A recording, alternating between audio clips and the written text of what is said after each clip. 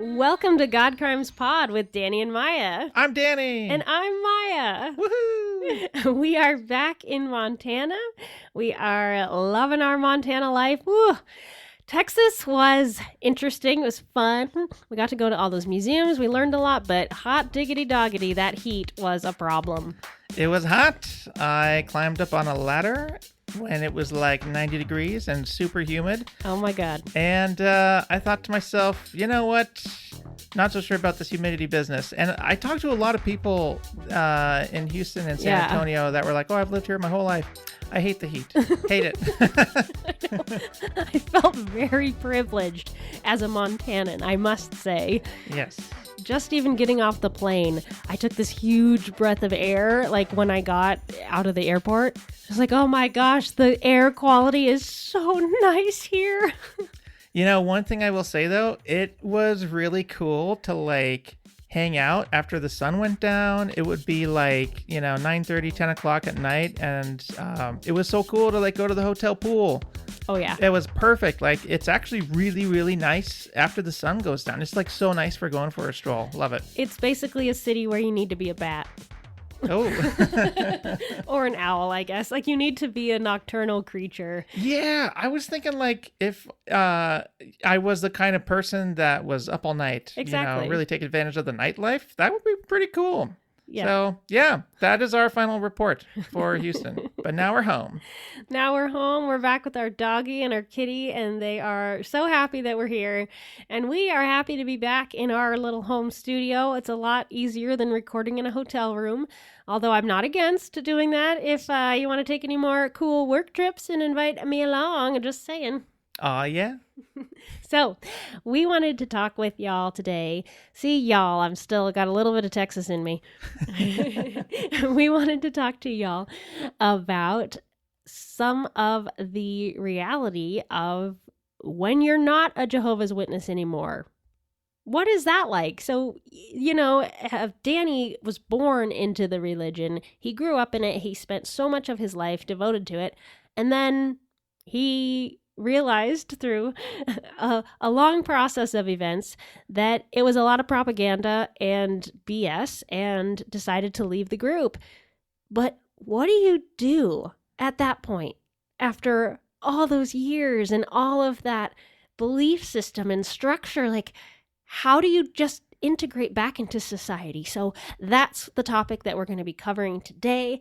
I'm super excited about it because it's been so fascinating to get to know you, Danny, and know your past. But sometimes it's really hard to tell because you're just a cool, nice, normal guy. And I'm so proud of you for that. Thank you so much. I take it. It's my favorite compliment that I ever get from my friends or you or anyone that knows me after I had left.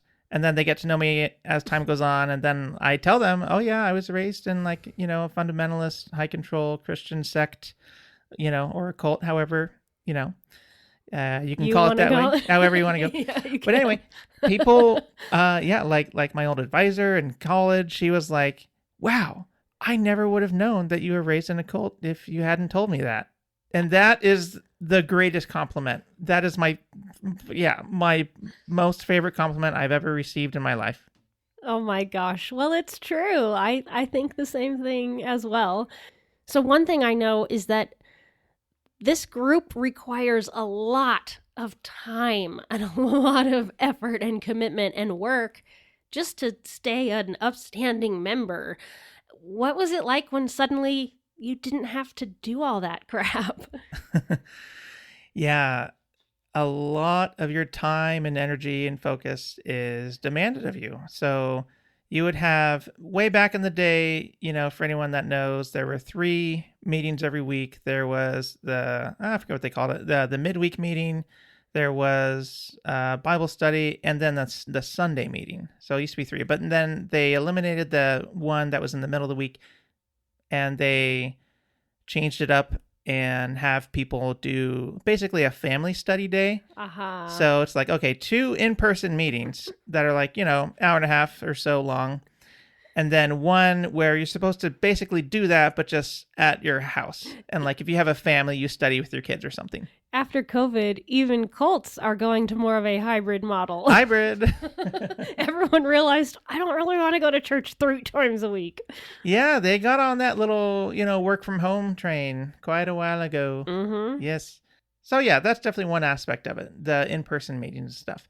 And then, of course, you are expected to go out in the field ministry once a week if you're just a regular person, just a regular publisher. And of course, if you're an auxiliary pioneer who spends 50 hours a week in the field ministry, or if you're a regular pioneer that spends 70. You mean a month, not a week. Oh, I'm so sorry. Yes. It probably feels like 50 hours a week, but I know you meant a month. Oh my God. Time slows down to a crawl when you're doing that stuff. Oh my God. Yeah. So regular pioneer is 50 hours a month, specifically doing knocking on doors? 50 hours a month for the auxiliary pioneers, which are like temporary auxiliary guys that just can sign up willy-nilly for a month at a time. Okay. And then the regular pioneers are the people that like had to do a little application, and they're like, okay, I'm going to do 70 hours a month for an entire year. And then I believe that was just recently lowered to a slightly smaller amount. But yeah, that is the amount of time. 70 hours. The only thing I've ever done for 70 hours a week is like a job. And even then, I'm sure I was like, it's still a job. Like doing that is a job, like for real, legitimately a job that would take away from your actual job. Oh, yeah, for sure. So yeah, that's 70 hours a month sort of business. I used to do 10-hour field service days, back in the day. Moly. Yeah, like basically you try to get as much as you can. Usually in the wintertime it's kind of slow. They start in September, but then throughout the year it kind of starts out slow. And then people try to be ahead of the game, but summertime and when the weather is nice is when they're especially out knocking on doors and stuff. But yeah. And you're having to keep track of this. Yes, you have to track all your hours. And you have to, be very careful and diligent, write them all down, and then turn them in at the end of every month. Because God loves bureaucracy. God loves paperwork. Paperwork and red tape, yes. That's right. So another thing that we would do, of course, would be the preparing for the meetings or studying the propaganda, the literature that they produce. Yeah. And it's so for the midweek meetings, you'd have like an assigned Bible reading. You would have an assigned, it used to be called Kingdom Ministry. Then it was called, oh man, I'm so glad I'm forgetting the name of it. But it has a newer name, midweek meeting workbook, something like that. Yeah. And typically some other stuff. Like there was like a schedule, that you would get every month. Yeah. Every month, a fresh schedule for what you're supposed to study. Yeah, for like the midweek meeting. Yeah, I get like a little schedule, basically little agenda, essentially. Isn't it the same crap over and over again, though? It really is. It really is the same stuff over and over again. It's like a nightmare where you have to go to a really terrible school and you have endless homework and you're studying the same stuff as an adult. Yeah. That's what it sounds like to me. It sounds like an actual walking nightmare. Yeah. I mean, because basically it's a really interesting, it's not interesting. It's a never-ending game of how can we interpret the Bible says this on this subject, but it's always the same stuff over and over again, And so like it takes every midweek meeting, there's an assigned Bible reading that everyone's supposed to do. And so we would go through the entire Bible about, I believe it was every 4 years. Wow. Yeah, just little by little. Okay. Yeah, and then, of course, that is not a part of your personal Bible reading stuff. Another big part of it was prayer as well, because you're expected to pray before every single meal of the day. So there's a minimum of 3 prayers right there. What? Okay, quick question. What about snacks? Snacks. That is, thankfully, a personal option. If you want to pray over your little Greek yogurt or something. I was thinking of like a little Oreo snack bag. That's what popped into my mind. So we should figure out like what food necessitates a prayer and what food doesn't. And like what is right on the edge, For me, the idea of praying over shitty processed food really makes me laugh because it's like not from the earth. Lunchables, Lunchables, like super highly processed. There's some poor souls, some poor little kids out there praying over their highly processed Lunchables. Uh-huh. Yeah, there's little Lunchable meat slices. They're little making turkey. little cheese sandwiches.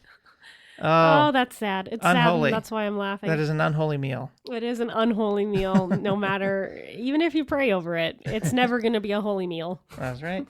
So yeah, long and the short of it, you have meetings, preparing for the meetings, you have prayer, you have field service, and then of course, there are 2 circuit assemblies. So twice a year, you have to travel somewhere and go listen to discourses for 2 days in a row. And then once a year, there's a regional convention, which is like a 3-day affair, a 3-day of you go get a hotel. Basically, it takes up your vacation days. And you have to listen to a bunch of guys talk in like a pretty big arena where usually there's like between like 2,000 to 5,000 witnesses. So, yeah. There's 3 traveling events you have to go to every year? 1, 2, 3. Yep, that's right. 3 traveling events. Holy wow. Yeah. So it's a lot of shit that Jehovah's Witnesses have to do. A lot of hoops to jump through.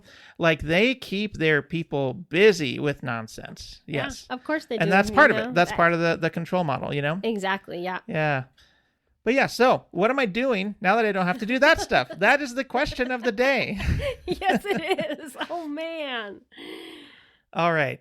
So the question, do I still pray? I do not pray. Yay. Yay. Yeah. So now I can just kind of eat my meals in peace, at our own pace and everything.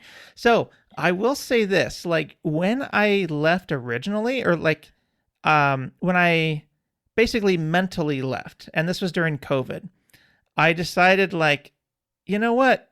I have discovered that there is no reasonable evidence to suggest that God exists, or at least to the point that I should be praying like I have been doing. Mm-hmm. So I just made the mental decision to just turn that off. Yeah. Just stop praying.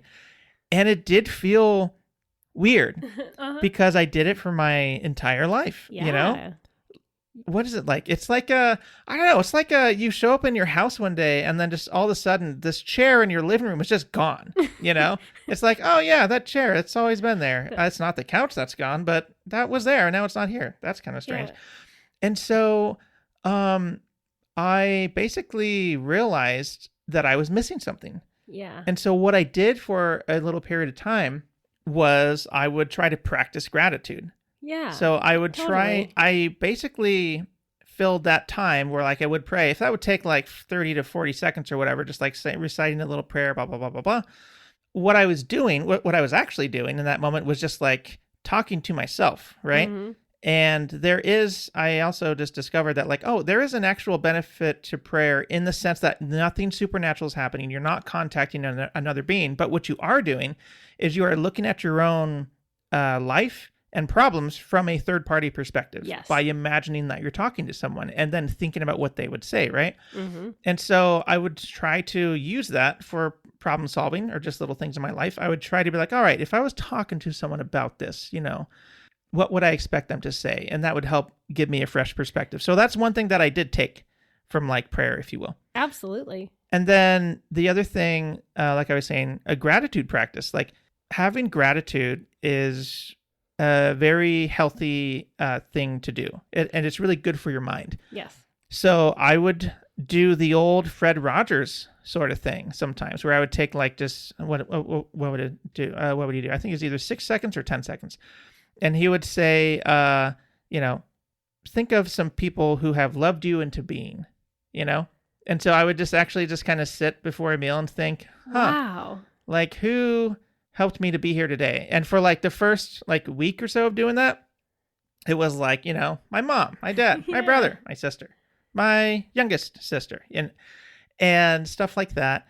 And then over time, it would be like, you know what? I drove out to work on this tile job, and I had to go around this corner on this country highway, and there's a big old guardrail there. And who put that up? I don't know. But like that guardrail kind of kept me safe. So like I would think about just everyone else in society too, just like a little bit. But then eventually I just kind of ran out of people to think about. And so, yeah, but I don't know, maybe it was like probably 2 or 3 months that like I realized that there's this kind of a void, I suppose, in my life that was discovered by the absence of no longer praying. And then I would just try to do like a gratitude practice or just like think of things from an outsider's perspective. So like that's kind of what I did to actually replace prayer. And then over time, that uncomfortableness went away. That is so beautiful. Oh. What a fantastic rebranding of prayer. You basically discovered what prayer actually is a dialogue with yourself and a chance to reflect and have gratitude and take a moment. And there's nothing wrong with any of those things. The issue is doing it because you have to, because a supernatural being is judging you, right? And the rest of your community is also judging you whether or not you do it. Like that makes it a problem. And instead you claimed it for yourself as something that was actually really beautiful and beneficial.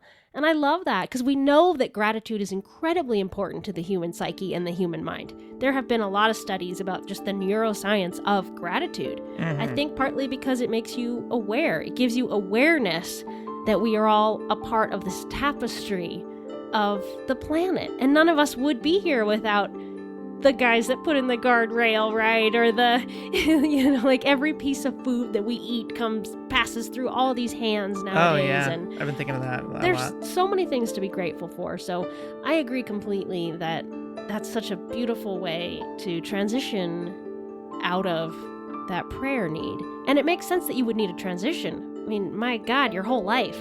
Yeah. It would feel like such a weird void without something. Totally. Yeah, so anyone out there that is maybe freshly not praying for perhaps even the reasons that I had, there's like a kind of secular alternative for you. Absolutely. Oh, there you go. Yeah, and even if you just wanted to experiment, if prayer has never quite hit right, but you can tell there's something about it that you like, there's other ways to pray. I'm doing air quotes. There's a lot of different ways to have a similar experience that do not require that you connect with something supernatural or religion. It can be separate from that. You were talking about all those meetings that you had to go to 3 times a week, or at least 2 in person, 1 on your own, but you're definitely supposed to do it. What do you do now instead of spending your time in the Kingdom Hall? All right, so let's talk about the preparation for these meetings, right? That's right, prep. So there was a lot of reading the material, right? And so what I would do is I would like listen to the Bible reading in their app. The JWs have an app. Yeah, of course. Yeah, you know what? Honestly, as someone who appreciates software and that sort of thing, pretty good, pretty decent. They got some pretty good developers. But anyway, 4 out of 5 stars. 4 out of 5 stars. Yes. But do not recommend. Do not recommend it. The problem is all of its content. That's Exactly. the problem. But the actual app itself works pretty nicely. But anyway, I would listen to the Bible reading on audio, right, for the week. Yeah. And then of course I would typically always read the like Watchtower lessons, like read it. Sometimes I would like read it and like listen to it out loud just to like really try to like memorize it. It was kind of like, it was always a cram session. Like imagine cramming for a test. And that's basically what it was like for me, And it basically is like a test. Like it is. You're being socially literally tested. Question and answer, so it often is. So it totally felt like that. So after leaving, of course, I would say during the transitionary period where I was becoming curious about like just filling my mind with other things, the first thing I started listening to was the podcast Stuff You Should Know with cool. Josh and Chuck. And just to like kind of, and honestly, I was still mentally in the group at this time, but like I just had a need for actual useful information. And so I discovered these guys. They're very, very family friendly. They've been making podcasts for, I don't know, probably 20 years or something. And they would cover just like a topic. Awesome. So like I remember they covered giraffes. And they said, hey, like giraffes are totally cool. Do yourself a favor and look up a video on YouTube of them running because they look really angelic. They look totally awesome. Yes. And I was like, oh, that's interesting. So I looked it up and they And giraffes are amazing when they run. They look like they're just floating or gliding above the land, and like their little necks just go in and out. We're doing in and out neck motions right now. This is important. Actually, check it out if you never have seen a giraffe run. It is really special. Yeah. And then those guys, they do very non-controversial topics, right? Such as that. And then one day they had an episode on Occam's razor.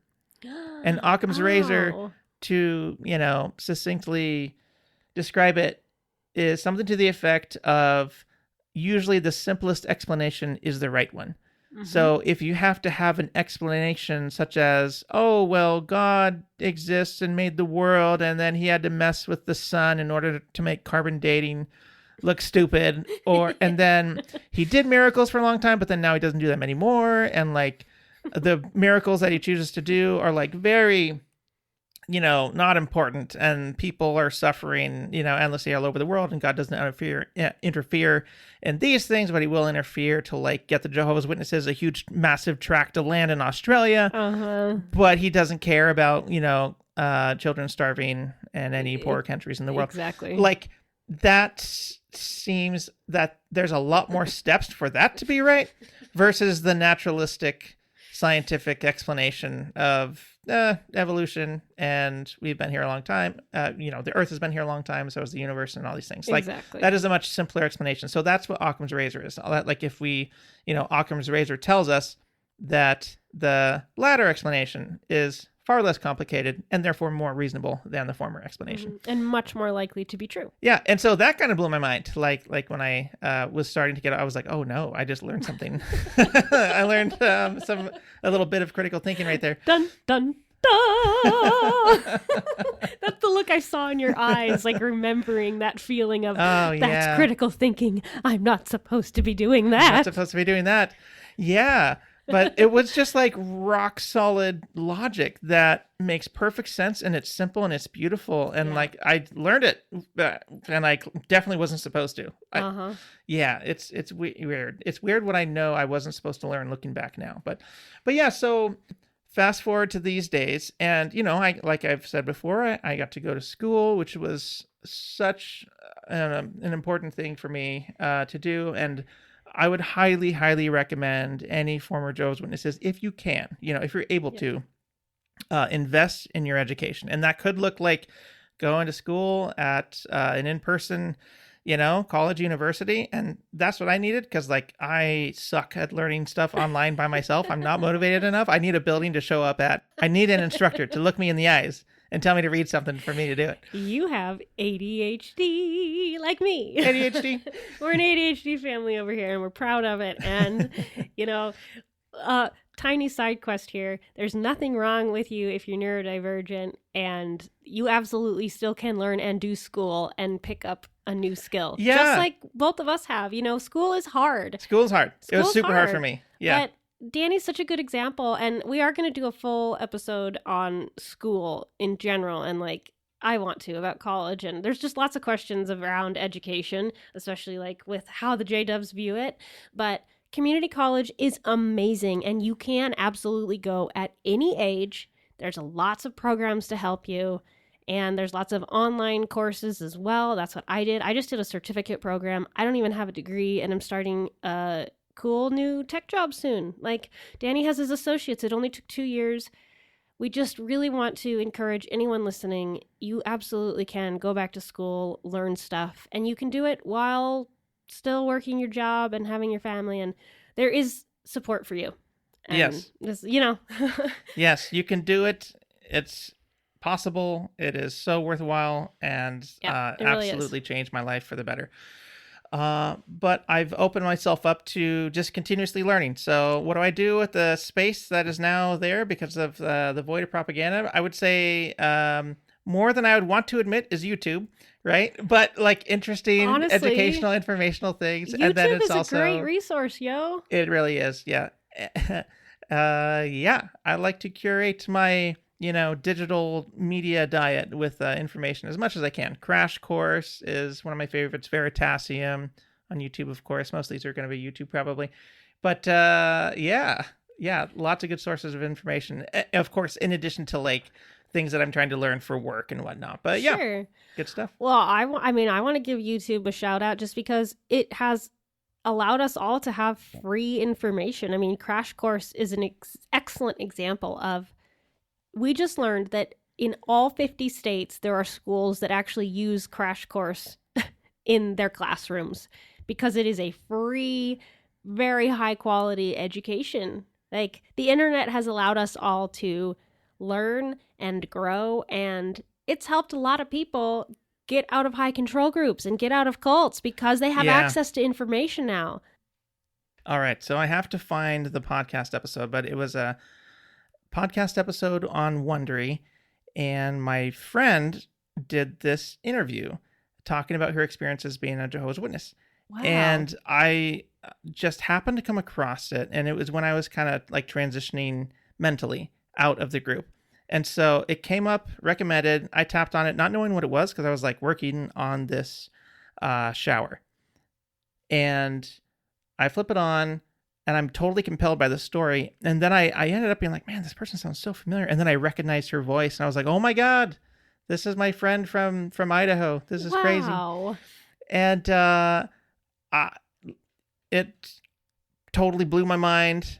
And everything that she was saying was just completely valid. And I felt validated as well. And it just became very, very clear to me, like, oh no, like seeing this person's perspective who was in the group and is now out, and listening to their reflections about like how controlling, how abusive, how just like inappropriate it was. And like all of the freedoms that she now had was just completely inspiring. So, yeah.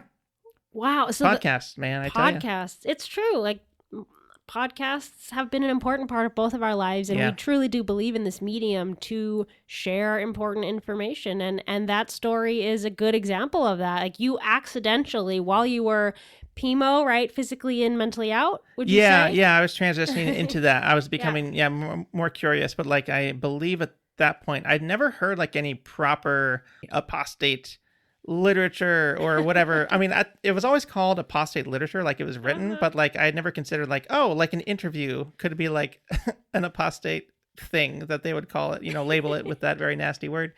But and just for the listeners out there like myself who didn't know what apostate means, it's the worst ever horrible evil thing you could be, like the man sitting before me recording into this microphone. He is next JW. That's literally all it means. Yeah. It means you left. Yeah, it's just like a nasty slur to describe anyone who is a former Jehovah's Witness and therefore knows a lot about them. Yeah. And of course they don't want you talking about it because they have to be secretive. They're an abusive high control group. Yes. And that is what we rage against right now, talking about it. That's right. We are apostates. Wait, quick question. Am I an apostate? Or is that like nice shady ground? Am I just like a friend of the apostates? You know what? I'm going to call you an apostate sympathizer. Yay! I love it. Excellent. So then what do I do with the times that I've recovered, thanks to no longer attending the midweek meeting or the Sunday meetings or the assemblies or the conventions? Using up all your vacation days on flying out to go sit in a suit in a giant convention hall. It's what everyone wants on their holidays. Yo, so I remember over spring break when you came up to see me. Yeah. It was so romantic, so wonderful. We went to a beautiful vista. Yeah, we did. And it happened to be Wednesday night.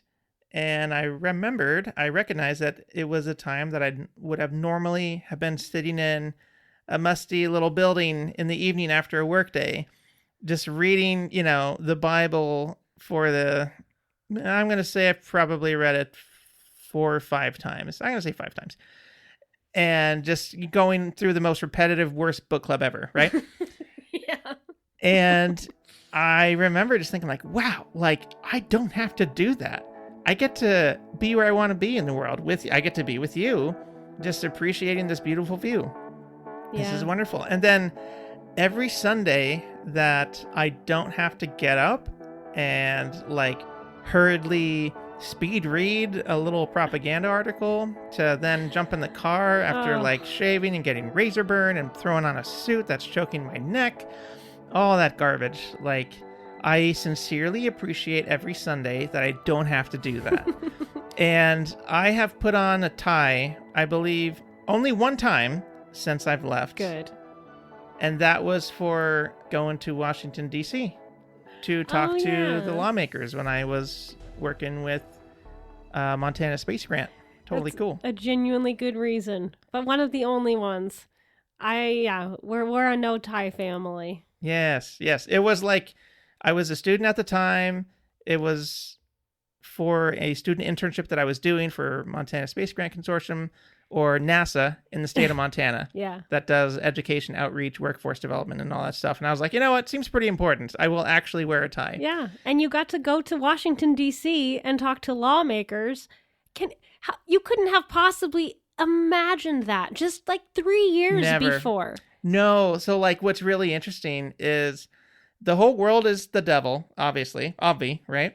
Obvi. But Satan controls all the government. Oh, yeah. Specifically. Like, that's where he spends most of his time. That fills up his calendar. So the people that work for the governments are closer to Satan. And then, of course, the legislators are as satanic as it gets. So it was incredible that I got to, like, look some lawmakers in the eyes and just be like, wow. I used to think you were a little puppet of the devil, quite literally, just a few years ago. Wow. Yeah. So now I really appreciate like vacation days and doing stuff. So I remember not too long after I had gotten out, and I was just a single bored dude, I would do a lot more disc golf tournaments, like casual disc golf games, that sort of thing. Drive down to the few towns around here and just meet up with people and just play games in the evenings. And that was great. And then Sundays were like a big disc golf day too. But like I've been able to do whatever I want with my time, and it's been wonderful. Now we think of Sundays as a really important family day. Like for us, it's happy Sunday. Like, let's sleep in, let's spend time together, let's make a big breakfast, let's celebrate our lives and being alive, and let's play with our dog. And I love Sundays. Sundays are the best. They will always be more special to me because I know about your past. I know about what an honestly kind of terrible day they used to be. Yeah, basically it would be half of a day. I mean, at minimum, that would just be kind of gone, And now a beautiful little ritual that we have is watching something educational. I really like to do that in the mornings, but especially on Sundays if we can. I really enjoy Last Week Tonight from John Oliver. I believe Dax Shepard from his podcast, he refers to like watching Last Week Tonight on Sundays as going to church. I love that. Which I really love too. It's like ingesting useful information that is socially relevant for like us in our country at this time and everything. And yes, I really like doing that with Sundays. Like anytime that I get to take in useful and valuable information is just a celebration, because I did not get to do that. Wow. Yeah. So it's great. God, I love Sundays now. Sundays are amazing. And every single Sunday that rolls around, I think, wow, I'm free. I'm free right now. I get to do whatever I want. Oh, that's so beautiful. Yay for Freedom Sundays. Yay for Freedom Sundays, people. Oh, yeah. And instead of going to those big regional meetings, let's see. We're going to go on a cruise. We're going to go on a cruise. In November, our very first one. We're actually going on a podcast cruise. Oh my God, I can't wait. Yeah. And we'll actually be like officially podcasters. Can you believe that? Oh my God, I didn't realize that. We will have a podcast going on a podcast cruise. Whoa. It's pretty cool. That is really exciting. Crime Wave, if anyone's going. Yeah, come find us. We'll be there. We should get stickers made. We'll probably be dressed in a similar or the same outfit. Oh, yeah, is that the plan? Because that's our style. It is our style. Oh, I'm very excited about that. Shiny jumpsuits are on the to-buy list. Yep. I'm picturing a lot of velvet. Yeah. I'm picturing sequin jackets. Is that right? Sequin? Sure. All right. I don't know what that is, honestly, but I envision it's something very shiny. Let's pretend that we're on a cruise in like the late 70s. Perfect. And dress in that style. We need more jumpsuits. I've been seeing people wearing like jumpsuits, and I kind of love it. I kind of love it. Yeah, when we were down in Houston, I feel like I saw a lot of fashionable Middle Eastern people that were wearing a lot of jumpsuits. I was like, I could get into that. You know what I mean? I can see you getting into that. Yeah. All right, that's the plan. Okay. Well, Danny, I have to say, I sure am grateful for all of the time that you now have to spend with me and our little family. And I love the way that you love to learn. It's inspiring. It's really beautiful. You're constantly taking in information, and I can tell that's coming from someone who has always been naturally curious, but who had that curiosity really crushed and forced out of you. You were not allowed to be curious. You could only ask questions about the Bible. And actually not really that many questions, just you have to ask the right questions. Ask the questions that are written in the book that you're allowed that to we ask. already know the conclusions to, like no actual exploration. That's right. And now you have an exploratory mind. You have a beautiful mind. You're constantly asking questions and thinking and learning, and it is so amazing. And you are an example of how much learning can be a lifelong journey and so full of fun and joy. Learning is exciting. Oh my gosh, learning is so exciting, and it's fun to just go down rabbit holes if something catches your attention, learn about it. And what's so beautiful about this day and age is if you want to know something, anything at all, there are so many people out there that have spent their entire lives dedicated to this one niche subject. It's an awesome thing. Yeah. Yo, like one of my favorite little lines in a movie in recent memory would have to be the Into the Spider-Verse movie. Nice. Where Miles is talking about, he's sitting with his parents and his counselor at his high school. And he says something like, there are people out there that can literally teach me the things that I want to know. And I just love that. I gotta see it. We gotta see that movie again. It's a good time. But yeah, there are literally people out there that can teach you everything that you want to know, which is a beautiful thing. That's incredible. Well, we encourage you guys all to keep learning. It's fun. Like, find your love of learning. YouTube, podcasts, honestly, really, really great. Heck yeah. Starting points. And have you gotten like super into like forging metal? There's a term for that. Casting metal, making swords, blacksmithing? Or are you an XJW that is now really into gardening or cultivating certain kinds of plants or something? Mm-hmm. Like right on in.